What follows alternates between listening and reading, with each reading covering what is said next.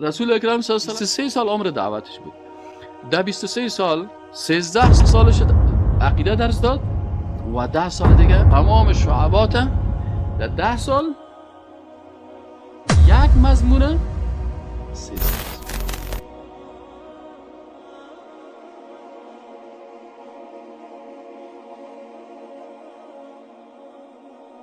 رسول اکرم صلی الله علیه و عمر دعوتش چند سال بود؟ 23 سال. یکی کل عمرش بود، یکی عمری که دعوت کرد. تا 40 سال دعوت نمیکرد. بعد از 40 سالگی دعوت کرد تا 63 سالگی. 23 سال عمر دعوتش بود. در 23 سال 13 سالش عقیده درس داد و 10 سال دیگه احکام، نظام اقتصادی، نظام سیاسی، نظام اجتماعی، فقه معاملات، فقه عبادات، فقه کل مسائل فقهی، نماز، روزه، حج، زکات، الایمان و بدون و سبون و شعبه، تمام شعبات در 10 سال یک مضمونه 13 سال.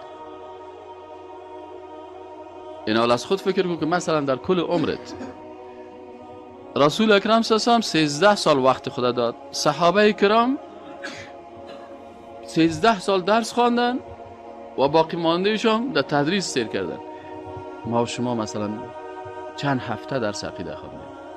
از این خاطر درست است که ما و شما با معلومات نیاز داریم، لکن معلومات به ترتیب میاد و ما به ترتیب بر کس معلومات نمیتونم.